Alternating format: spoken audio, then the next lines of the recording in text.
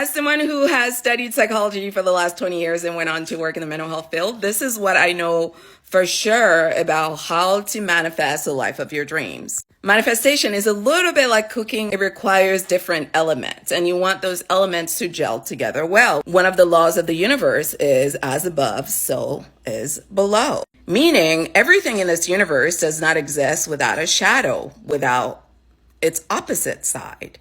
Life, death. As above, so is below. Here's a random fun fact that I just learned recently. If you could see the part of the tree that's under the ground, it looks very similar to the part of the tree that's above the ground. Nature of a tree is that it is both gravitropic and phototropic. So gravitropic means it grows away from light and towards gravity. It's the root system. It's gravitropic in nature.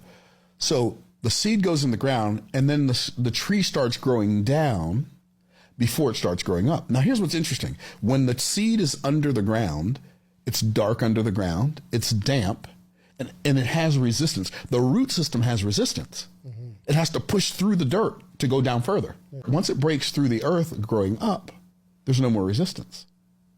And the part of the tree that's above the earth grows towards light and away from gravity. So the tree is growing in two directions at the same time. But if you're unwilling to go down, you cannot go up. That's just the nature of life. So even the tree is explaining to us how life works. There's no joy without sadness. There is no success without grief. Those who want to manifest success have to be comfortable with grief, with loss, with letting go, with them ending certain cycles and choosing new cycles that are more beneficial for their well-being and for the future that they want to manifest. Here are two examples of this in practice. When your child is crying, or when your partner is crying and you see that they're distressed, one of the worst things that you can do is ask them to stop crying or to tell them that they're overreacting. And do you know what does it? Giving them the opposite energy, which is for you to be still and for you to make room for them to spread their feelings all over the place, all over the room, all over you. I'll give you another example of this with a social issue, and this one might be a bit of a trigger for some people, but there was a time in our history in this country where it was illegal for people that look like me and for people from European descent to be together. There was a time when it was actually illegal for them to drink from the same water fountain. There was a man in this country that we call Dr. Reverend Martin Luther King who fought really hard to overcome that. Now, Dr. Martin Luther King was a preacher, a minister, so he knew fundamentally from a spiritual perspective, racism was wrong because he knew that's not what God intended when God made all humans. Now, he had to convey that message to the masses who did not see it that way because racism is very profitable.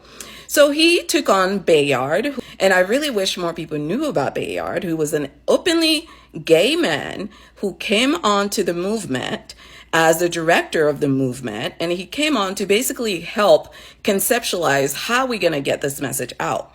And what Bayard did was introduce Dr. Martin Luther King to this idea of nonviolence, which he gathered from Eastern religions. Bayard's approach was, instead of doing what Malcolm X is asking us to do, which is to fight violence with violence, what if we allowed the violence to just be so people could actually see the violence for themselves? What if when they're hosing us down, what if when they're sending dogs after us to harm us, what if instead of fighting back, we just take it? And what if we plastered those images all over the world? What would that do for the movement? And that, in fact, was actually what helped turn the civil rights movement around. This realization that when you actually do not interfere with the negative energy that is coming towards you, you actually allow yourself the opportunity to shine more brightly.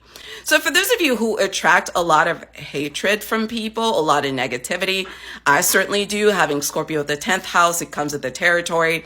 I did not survive a successful career in corporate America for all these years, oftentimes managing people that were much older than me because I do not understand that people do not like to see women that look like me in positions of power. I understand it. And I know what to do with it, okay? I know how to handle myself. And the best way to handle yourself is to give them nothing. Choose to honor yourself by allowing them to be who they are so we can get our desired outcome.